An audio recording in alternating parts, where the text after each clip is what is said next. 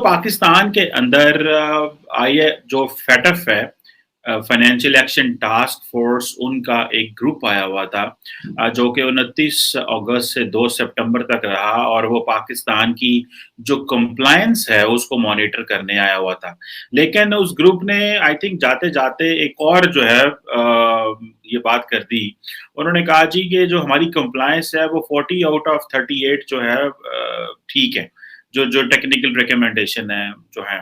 पहले इन्होंने कहा जी कि हमारे जो है वो हमारी पोजीशन ठीक है, हमने अच्छे तरीके से जो एफएटीएफ का जो एजेंडा है उसको इम्प्लीमेंट किया है पाकिस्तान में, और आई थिंक लेकिन फिर उन्होंने कहा जी हम एक मिशन भेजेंगे जो देखेगा। अब जारी बात है, अब ये जाके पता नहीं हमारे साथ क्या करते हैं, और हम तो इस चीज में फंसे हुए हैं। उधर भारत में आप देखें कि जो और इसका जारी बात है, एक जो इम्पैक्ट है वो पाकिस्तान की इकोनॉमी पे भी पड़ रहा है मुसलसल। कि मैं देख रहा था कि जो डॉलर है वो आज की डेट में $1 is equal to almost 232 Pakistani rupees, और आईएमएफ का प्रोग्राम भी आ गया है, लेकिन डॉलर जो है वो ऊपर नहीं जा रहा है। इसके इंटरनेशनल इश्यूज भी है इसमें। डॉलर की वैसे भी कीमत ज्यादा हाई है, बाकी ग्लोबल करेंसीज भी उनकी वैल्यू भी कम हो रही है इसमें, सिर्फ पाकिस्तान का नहीं, लेकिन ये पाकिस्तान का क्योंकि ऑलरेडी बड़ी मुश्किल में है तो हमारे लिए मसाइल है। उधर देखें तो इंडिया जो है उसने 2023 के लिए जो G20 समिट है उसकी उन्होंने जो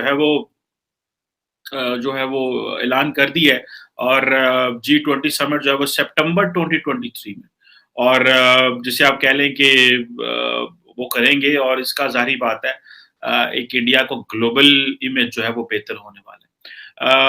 अब इसका जो ग्लोबल डिप्लोमेसी है उसमें इंडिया अपने आप को उसके सेंटर में लाना चाह रहा है, और अब जाहिर बात है कि रशिया की जो यूक्रेन की इन्वेजन है उसका टॉपिक हो, पूरी दुनिया में इन्फ्लेशन जो महंगाई बढ़ी है उसका टॉपिक हो, जो इकोनॉमिक चैलेंजेस हैं, डिस्ट्रैक्ट है, और जो मार्केट के ऊपर प्रेशर है, जाहिर बात है ये डिस्कशन होनी है। जबकि पाकिस्तान में क्या डिस्कशन होनी है, एफएटीएफ की। पाकिस्तान में क्या डिस्कशन हो रही है कि जनाब इमरान खान कहते हैं कि आर्मी चीफ को और एक्सटेंशन दो, मैं आके आर्मी चीफ को एक्सटेंशन नया लेके आऊंगा, इस आर्मी चीफ को यही रहने दो। ठीक है जनाब, पाकिस्तान में ये डिस्कशन हो रही है, और पाकिस्तान पूरी दुनिया से जिसे कहते हैं ना अलहदा है, कटा हुआ है। पाकिस्तान पूरी दुनिया, उसको पता ही नहीं है कि दुनिया में किस तरह के निजाम और किस तरह की बातें हो रही हैं।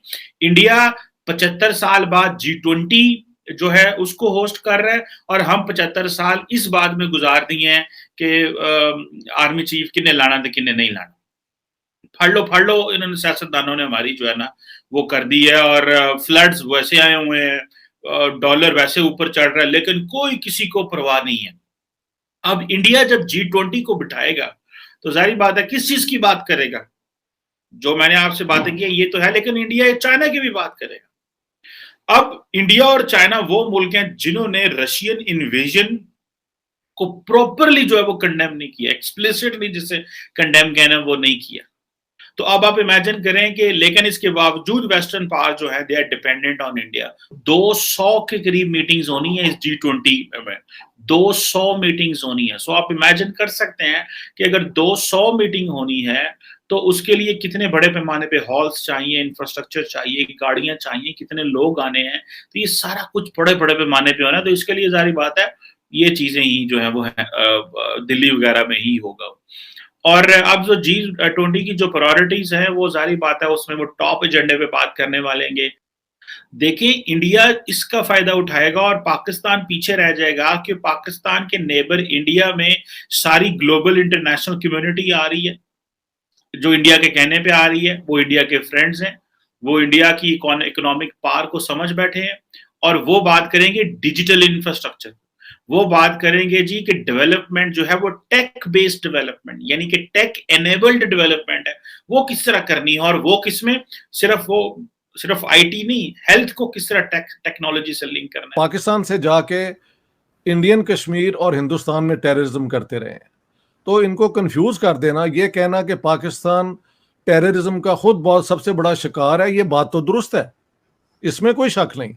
सबसे ज्यादा जानें इसमें पाकिस्तानियों की गई हैं, लेकिन जिन ग्रुप्स ने जाके पाकिस्तान को बदनाम किया है ना दूसरी दुनिया में, मतलब हिंदुस्तान, यहाँ से ट्रेन होके लोग वो क्या कहते हैं लंदन के अंदर भी अटैक हुए थे, मैड्रिड, ये सारे कनेक्शंस अब ट्रेस कर लिए गए हैं और इसमें कोई शक नहीं है।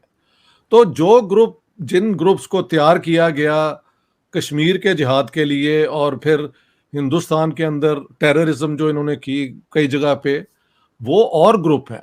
जैश ए मोहम्मद का नाम आता है, लश्कर तैयबा का आता है, अब दोनों बैंड हैं। और हरकतुल मुजाहिदीन एक होती थी, उसका पता नहीं आजकल क्या नाम है। तो ये वो ग्रुप्स हैं जिन्होंने पाकिस्तान को टेररिस्ट मुल्क, रोग स्टेट, इस किस्म की जो टाइटल्स है ना, वो दिलवाए दुनिया से। एक तो ये बात है। तो किसके लिए इन्होंने किया? क्या जिहाद कभी फॉरेन लोगों के पैसों से भी